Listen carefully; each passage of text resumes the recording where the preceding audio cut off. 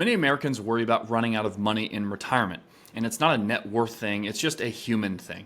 So imagine working for 30 or 40 years in your career and then retiring, and then getting into retirement only to have one or two major events either wipe out your retirement savings or drastically reduce it, that you have to change your quality of life.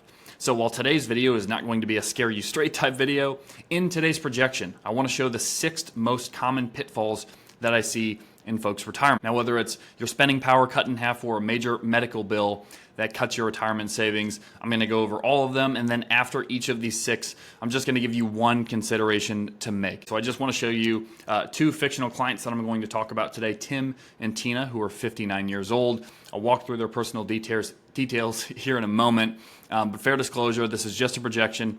Everything I'm showing you today is fictional. But with that in mind, these 6 pitfalls that I'm calling them are very realistic. So you'll want to have a conversation with your financial advisor or someone that you trust about your retirement and these related aspects. Okay, so let's just jump right into things. So like I said, Tim and Tina are 2 fictional clients that I have today. They're both age 59, just to make the math easy.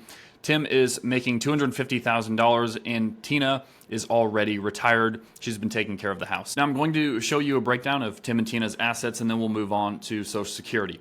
So we're assuming that Tim has about $900,000 in his 401k, and he's contributing $15,000 until he retires. And then they have a joint brokerage account, which is a non-retirement account, of $250,000, with an IRA for Tina of $110,000 and a Roth IRA of $25,000, followed by Tim also having his Roth IRA of $250,000, so about 1.5 all in. Now on Social Security, we have Tim making about $48,580 in 2033, which represents his full retirement age of 67 years old, and Tina taking half of that. So for Social Security, you might be thinking, hey, what if it runs out? That's a pretty big amount. I'm not sure if I can trust that. That's one of the pitfalls that I'm going to get into in today's video, so stay tuned for that. But first, let's get into what their retirement looks like or when they plan on retiring. So I have Tim retiring at 62. So if you recall from a moment ago, they're currently 59 years old. So that would be 3 more years until retirement.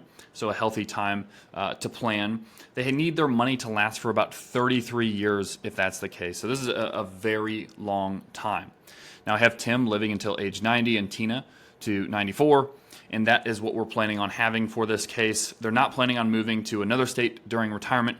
And all that really matters right now is they are in Texas, so there's no state income tax. Okay, and before I get into showing you the likelihood that this plan succeeds, let me show you their goals, because this is going to come into play when we go over the 6 pitfalls later. So they're planning on living off of $100,000 after retiring at 62, and then decreasing that by $25,000 a little bit later in retirement. Just makes the plan a little bit more realistic. They want to travel for the first 10 years of retirement of $20,000 inflated for the first 10 years of retirement after Tim retires.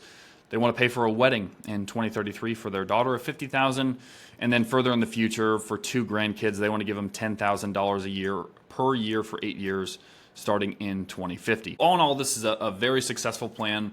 If we just talk about it from a pure asset level, you can see that 821 out of 1,000 times that Tim and Tina retire, they are going to be able to do so successfully. And this 82%, this is just assuming no Roth conversions, no Social Security planning, no tax planning. If we optimize this, you'll see this plan is almost a 99%, which I'll show you here in a second, but that's going to be the discrepancy. Okay, so now let's get into the main event. Let's get into what you actually came here for. And I'm going to first walk you through the scores here. Like I said, when we optimize everything, once they have their needs taken care of, so just their $100,000 inflated for 3% a year, they're taken care of, a 99% chance that they're taken care of. Even when you include the wedding and their travel, still very well taken care of at 98%.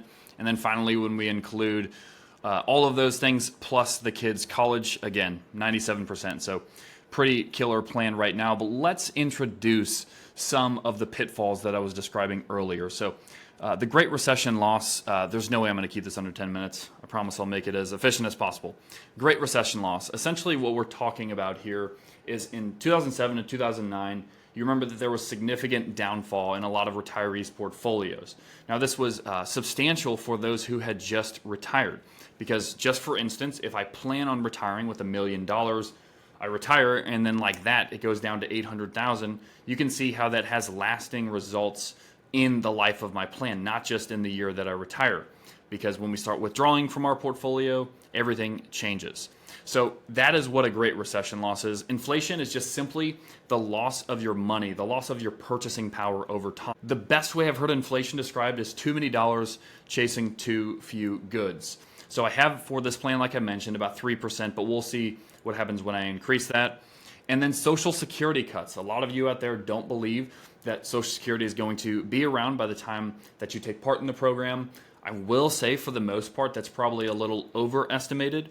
Right now, the Social Security program is set to run out by 2033, but run out means a reduction in Social Security. It's not going to go from 100% to zero, most likely. It'll more realistically go from 100% to 80% or similar.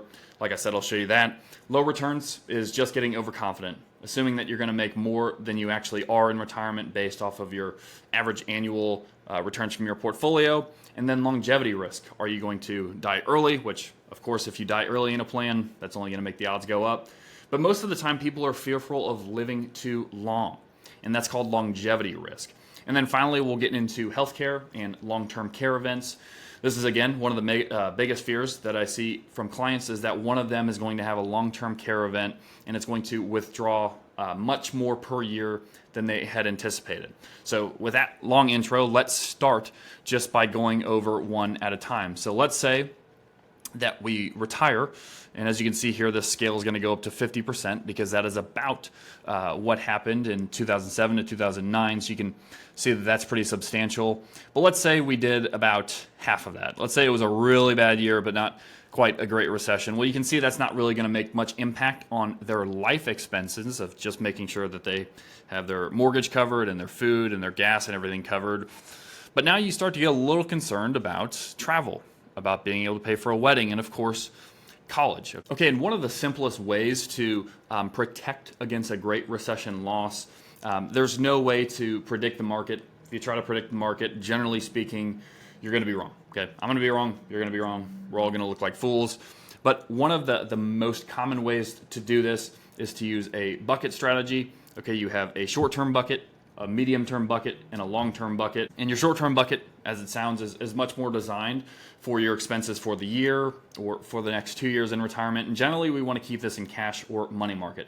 The benefit, of course, of keeping it in that is it's not going to go down with the market if it were to go down in this scenario. And at the same time, it's not going to add to your taxable income for the year. So once the market would hopefully return as it did in the Great Recession, then of course, you can go in and refill this bucket. The only other thing I'll mention here is diversifying your portfolio. This is one of the main reasons you do it. You want to spread out risk over multiple types of assets and hope for less of a downfall if the market were to perform negatively. Now let's move on to inflation. So like I said, I have inflation at 3% right now, which is not necessarily high. It's about average. We were up to almost 9% during COVID, and we've been down to as low as 2.5% at the time of this recording. So 3% is about conservative. Let's say, though, it goes up to 4, and then maybe I'll even look at 5 after this. It's not going to make a huge difference just because 100,000 times either 0.04% or times 0.05% is going to be staggering. You can see their needs are going to be covered, but essentially this is something that is going to be much more of a silent killer. If you've ever watched The Office, you know that Michael called Toby the silent killer because over time he dragged the office down. I apologize if you don't watch The Office, that I just used an Office reference, but one of the main ways to beat inflation or to outpace inflation is just to stay invested in stocks. Now, can use your own plan for all of this. It might not make sense for you to stay in a significant portion of stocks depending on your age or depending on when you need to spend money in retirement, but stocks have historically outpaced inflation. There's also bonds that are specifically tied to inflation, which is another thing to consider. But oftentimes when we're in retirement, we see people invest in stocks and bonds, right? And typically speaking, stocks are going to do better at outpacing inflation than bonds would. So something to keep in mind. Now let's talk about everyone's favorite of Social Security cuts. Let's go with my 20% cut. Let's go crazy here. Let's say it's reduced by 25%. And you remember that it was a pretty big factor, a pretty big figure for Tim and Tina. And you can still see that a lot of what they have is covered. The fixed income is definitely helpful to have in retirement, but here it's not going to make a substantial difference. So this is going to be more of a complement to their plan. Okay, so let's move on to low returns. And this is just, hey, I got a little too greedy and I thought I was going to earn, X% in retirement. Here I have them earning about 6.5% in retirement. So I wouldn't say that's low. I wouldn't say that's high. Over the last 100 years, the S&P has averaged anywhere from 8 to 9%. But keep in mind, when you're in retirement, you're not going to be fully invested in the S&P. You'll normally have a mix of stocks and bonds. You might have stocks, bonds, and annuity. You might have stocks, bonds, and some alternative assets. So I think 6.5% is fairly average. But let's say that you put all your money in annuities or you put all your money in cash and it drops by 3% because of that. And this is a very realistic scenario.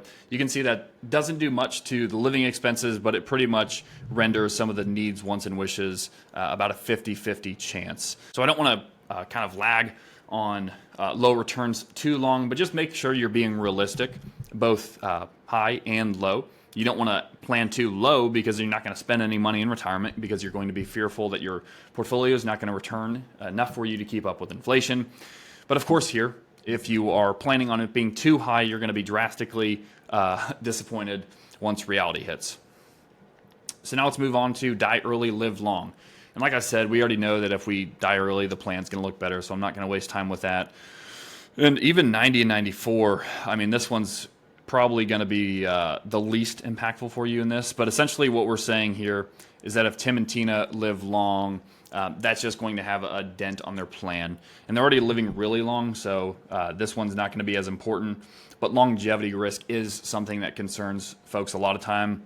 Let's move on to another thing that concerns a lot of folks, and that's a healthcare or long-term care event in retirement. Now, the way that we have this set up is typically speaking, when someone has a long-term care event, it's not just you go to the hospital, you get it taken care of, and you go home. A lot of times what we're actually looking at here is someone starts with dementia or they have a physical ailment, and this is continuing on for 5, 10, 15 years a lot of times. I know this touches many families, and I'm very sensitive to that, but it is helpful to plan for this. So let's, for instance, say that for the last 7 years of Tim's life, he has a health-term care event that causes him to spend about $50,000 per year. Now you can see that this is going to do a little bit of damage to their plan. It's nothing drastic. But let's say that ran all the way to the end of their plan. And then we'll also say that at the end of Tina's life, we also have some long-term care to deal with. We'll say hers is not as drastic, so it's about $25,000. And you can see this starts to eat into the plan. And I will say 50 and 25 is pretty cheap. That's sort of like the McDonald's version of what it costs for some long-term care events. And I don't say that to be funny. There are very expensive costs when we talk about serious ailments like cancer, like things that actually come into people's lives that can run up into the hundreds of thousands of dollars. So for this plan, we'll just keep it here, but that's something I very much want you to consider. This is an important part for me to talk about the power of health savings accounts. Health savings account is an account you can be building up right now that all of the money that you put into the account is generally going to be deducted off of your taxable income today. It grows tax-free, and assuming that you spend it on something medically related, the growth is also going to be tax-free, okay? The other thing I want you to consider is long-term care insurance. I don't sell insurance, so give me a break. But long-term care insurance is something to consider. I will say if you're past the age of 60, it's probably going to be too expensive.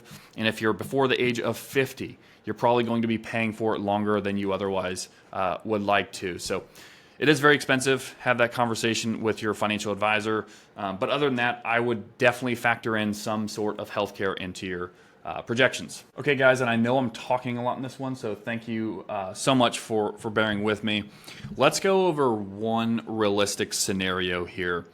I don't want to say everything goes wrong. This plan is going to go from 99 to 0. But let's say, for instance, that you start off with a fairly negative year, okay, about 9% returns. So it's going to do nothing to the plan. What we're going to do is we're going to lock that in, and we're going to move into inflation of 4%. Okay, again, still nothing that's going to totally rock you to the core. Things are a little bit more expensive than you anticipated them, and they're going to grow from that $100,000 that you're planning on spending on a more regular basis. Social Security, let's say for this plan that we're not going to cut them. At this time, I don't see enough evidence that it's going to be cut. I think it's almost political suicide for a lot of people to consider. So we're going to lock in no cuts for Social Security. Let's say that for whatever reason, you moved into an annuity or you moved into something that really kneecapped or whatever metaphor you want to use your returns, and you get 2% less than you had anticipated. Okay, and we're going to lock that in here. You can see it's already a low chance that we're going to be able to pay for college and the same for a wedding. So it is already kind of getting a little sad. Let's say that we're going to keep the same ages, like I said, 90 and 94, already substantial. So if Tim and Tina can live that long, I think they would be very grateful to live such a long and wonderful life together. But again, let's use that same example, excuse me, that same example that I had for Tim, okay? So let's say that for 10 years at the end of his life, he has a $50,000 bill that Medicare doesn't cover here for this example. And you can see that what we have now is a plan that is in serious jeopardy. And again, I don't say that to be funny or to just point out a situation where the plan no longer looks good, but it is realistic that someone could have a few negative years at the start of someone's retirement, that they could have higher inflation, lower returns, and something health-related could happen to them, right? And keep in mind, these people have $1.5 million moving into retirement, and they're not retiring until 62. So this is not all that crazy of a picture, maybe even for your plan in retirement. So it's just something I want you to be thinking about, okay? This plan is, like I said at the start of the video, not designed to be a scare you straight type video. And like I said, it's just a projection. But there are certain things that the earlier you start thinking about them, the better you can plan for them. Remember, one of the most important aspects of financial planning is that you're flexible. But maybe the second most important part of it is that you're very intentional with your planning. And being intentional means starting early and being realistic with the inputs and with the outputs that you expect from your plan. Okay, guys, so I know I've talked a lot today. Remember the 6 pitfalls to your retirement, and that is sequence of return risk or a Great Recession type loss. It's inflation, it's Social Security cuts, it's lower average returns than expected, it's longevity risk such as dying early or living long, and it's a healthcare issue or a long-term care event in retirement. These are 6 pitfalls that can entirely change the way that you live your life in retirement and thus your quality of life. So if you have any questions at all on any of this, please feel free to reach out to me. I think we're almost up to 20 minutes, so if you made it this long, thank you very much. I appreciate your support, and we'll see you next time.